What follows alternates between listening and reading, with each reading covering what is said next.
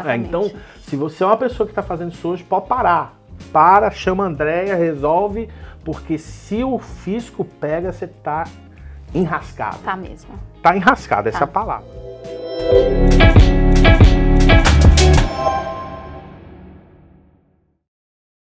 Olá, eu sou Márcio Teixeira, corretor em Orlando, licenciado no estado da Flórida. Eu tô aqui hoje com a Andréia, fazendo um novo vídeo sobre a Athena Business and Tax Advisors. Muito mesmo. bom, muito bom.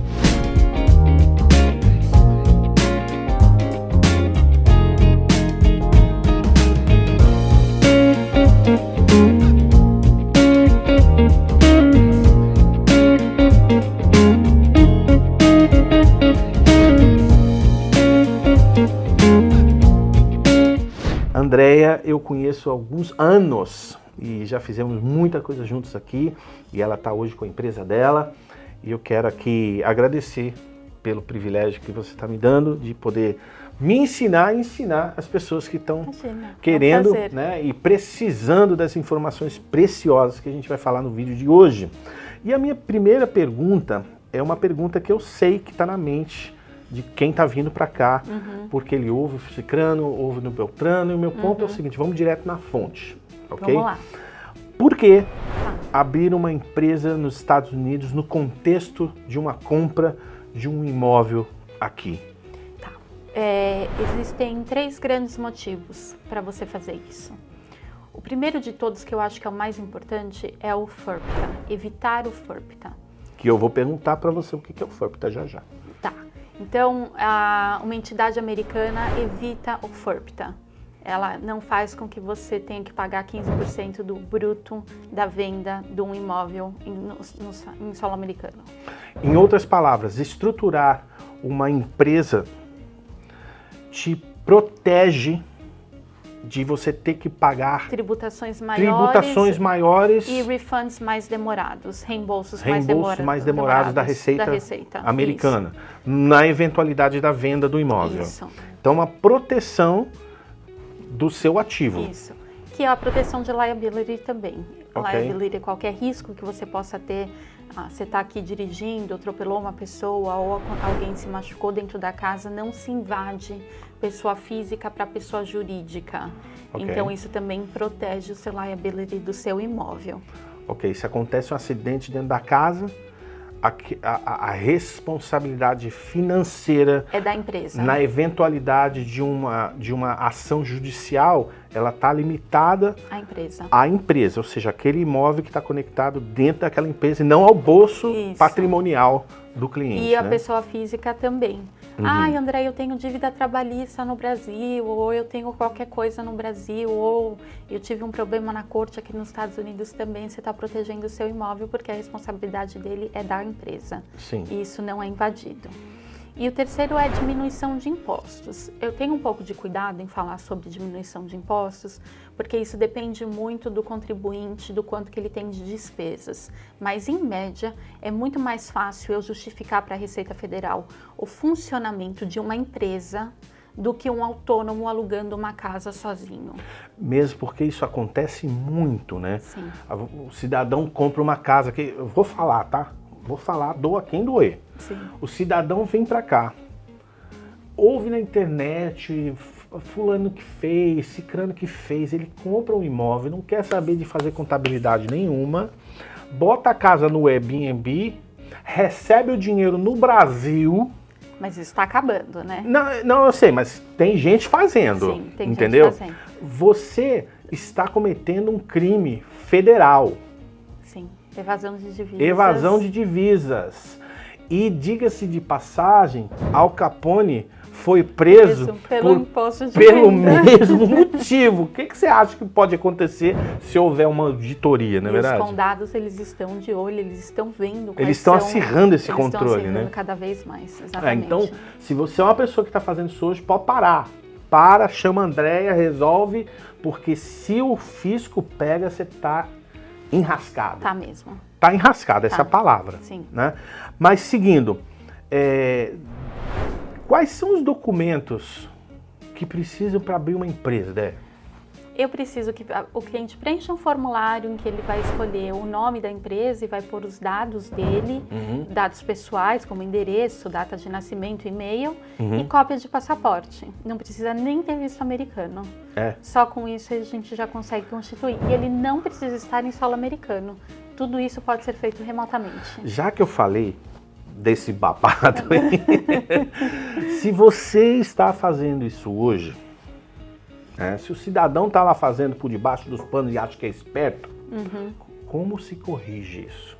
Vem até a gente vai fazer retroativo, você vai sofrer multas e penalidades, mas elas vão ser mais amenas do que se você for descoberto.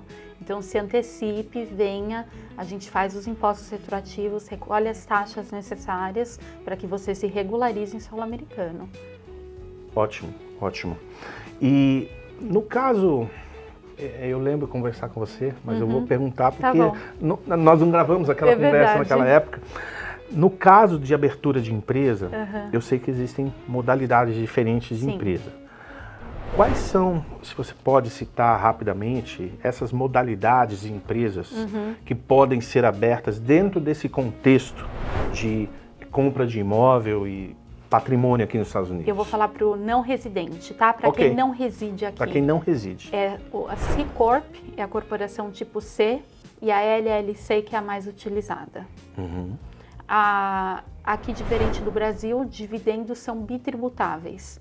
Então, uma C Corp, você se beneficia de uma taxa de 20% a 22% de imposto em fonte, mas você obrigatoriamente tem que distribuir os dividendos e pagar imposto sobre dividendos na pessoa física. Isso dentro de um contexto de um imóvel que gera renda. Que gera renda. E um imóvel que não gera renda? Você tem que fazer o imposto mesmo assim, porque por mais que você tenha um imposto federal, você também tem um imposto estadual. E a C Corp, ela engloba um imposto estadual diferente da LLC. Agora, se você tem um imóvel que não gera renda, o que você pode fazer? Acumular prejuízo. Tem poucos, mas são alguns itens que a gente pode usar como dedutíveis de um imóvel que não está sendo locado, em que você vai acumulando prejuízo de um ano para o outro, que você pode abater de um futuro ganho de capital, por exemplo. Desculpa te cortar. Deixa eu te fazer uma pergunta dentro desse contexto aí. O que significa deteriorização de um imóvel dentro desse contexto para abater no imposto? Porque fica parecendo uma coisa meio escusa, né? Mas não é, é lei. É lei e é um benefício. E é um benefício, vamos lá. O que acontece? Quando o imóvel está para uso, então quando ele está sendo locado, ele deprecia 100% em 27 anos e meio. Então, tem muita gente que chega e fala assim, nossa, eu não paguei imposto, então eu não ganhei dinheiro. Eu falo, não, você ganhou dinheiro comercialmente, mas fiscalmente você teve as depreciações.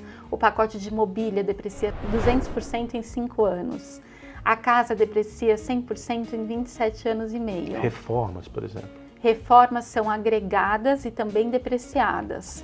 Então, tudo isso é um dedutível que não sai do seu bolso, mas que é contado contabilmente como um dedutível da sua receita de aluguel. Entendi. Mas, vamos lá, eu tenho alguns clientes, aliás, vários deles, que não alugam os imóveis. Aí eles não podem se apropriar da depreciação. É só quando a casa está em uso. Quando está em uso. Em uso. Em uso para aluguel, para gerar renda. Para gerar renda. Isso. Então, esse benefício não incide para aqueles que não utilizam a casa para aluguel. Então, se você tem uma casa que você vem com a sua família, você não empresta e não aluga para ninguém, né? Você não tem esse benefício. Você não tem esse benefício. Isso. Mas tem que fazer o imposto. Tem que fazer o imposto, porque tem um ativo dentro da companhia. E se essa pessoa que tem essa casa, tá, que não aluga, que não gera renda, e nunca fez um imposto aqui? Vamos lá. A Receita Federal, ela diz que se você possui ativos dentro da empresa, você precisa declarar o imposto. Eu sei, mas essa pessoa, vou montar um cenário difícil para ela responder pra gente. Essa pessoa comprou a casa, o corretor não informou nada. E ela nunca alugou? Ela nunca alugou, mas é só dela. Ela nunca fez empresa, é pessoa física. Tá. E agora eu estou trazendo essa bomba aqui. Então daqui para frente ela vai fazer. Como então, é que ela resolve momento, como é que você resolve esse pepino? A partir desse momento que ela viu esse vídeo, que ela entendeu o que ela precisa fazer, daqui para frente ela faz. Porque assim... É uma questão legal. É uma questão legal e é uma questão de benefício por conta de acumular prejuízo. Como eu disse, a gente pode abater o IPTU, a gente pode abater o mortgage, os juros do mortgage da casa, caso ela for financiada. O financiamento em si não pode abater porque é uma contribuição do ativo, né? Mas eu falo que a gente precisa fazer, mesmo porque na hora de vocês levarem isso para o Brasil, o próprio contador do Brasil precisa entender o quanto que é o ativo, o quanto ainda tem de dívida, o quanto que foi pago de juros. Quando você fala quando levar essa coisa para o Brasil, você está falando na iminência de uma venda? Não, você tem que declarar que você possui uma empresa no exterior. Então você tem que falar qual é o balanço dessa empresa no exterior e nesse balanço a gente descobre dentro do imposto de renda. Ok. Então assim, são só benefícios. E quanto tempo demora para você abrir uma empresa? Está demorando mais ou menos uns 10 dias úteis, mas isso varia bastante de acordo com a demanda que o Estado recebe. Então já tem épocas em que a gente consegue abrir no mesmo dia, tem outras que em 3 dias, e no máximo é sempre 10 dias úteis, a gente está numa fase de tax season bem movimentada. Aliás, isso é uma boa pergunta para se fazer. Não está nem aqui no meu script, mas eu vou fazer. Faz. O período de pagamento do imposto? Ele é sempre no ano vigente e não no ano seguinte. Ok. A Receita Federal pede para que você faça estimate tax, que você faça pagamentos adiantados daquilo que você prevê que você vai ganhar. Tá, a gente está falando de um contexto de uma casa que gera renda, óbvio. Isso. Mas na vida real, dificilmente os clientes fazem esse estimate tax. Então eles têm agora até dia 15 de março para fazer o pagamento do imposto. Começa em novembro, né? Começa em janeiro. Mas aquele pagamento... não, aquele lá é IPTU. IPTU. Estou confundindo as IPTU, bolas aqui. IPTU, é IPTU, gente, IPTU, Property tax. Property tax, aí nós estamos falando de imposto de renda. De renda. Ok. Isso. Property tax pode ser pago de novembro a março. A março. Tá, você está falando de imposto de renda, que é de janeiro a 15 de março. Joia. Pode pedir uma extensão de mais 6 meses, Ok. que você vai até outubro, mas aí corre multa e juros. Ok. Multa não necessariamente se você pediu extensão, mas juros vai correr, 2,5% ao mês. Ideia, e os custos disso? Os custos de um imposto de renda? Como é que funciona? Você paga... Pode falar? Porque a concorrência pode. Nessa não cidade tem problema, não é fácil, não tenho medo da concorrência. A gente começa cobrando $350 a pessoa jurídica e 180 a pessoa física. Para fazer o imposto de renda? Para fazer o imposto de renda. E é rápido? Depende quando que você vai procurar a gente. Se você vai procurar a gente nos 45 do segundo tempo, vai demorar um pouco mais, porque Entendi. tem mais gente na sua fila. Mas se você procura a gente bem no comecinho, é rápido. Legal. Déia, muito obrigado mais uma vez. Imagina, foi um por prazer. Por seu tempo. Espero que você tenha gostado desse vídeo. Vou pedir para você marcar aí um botão de like, escrever a sua pergunta, se essa pergunta ainda existe, porque esse tema é vasto. Sim. Né? Então, escreve que eu vou estar mandando a pergunta para ela, vai me ajudar a responder e você vai ser respondido com certeza. Ou se você preferir, eu vou deixar na descrição desse vídeo o contato aqui da Athena, da Andréia, para que você possa falar com a equipe dela ou com a própria Andréia. E eu acho que isso vai ser uma maneira de você esclarecer as suas dúvidas. Espero que você tenha gostado e até o próximo.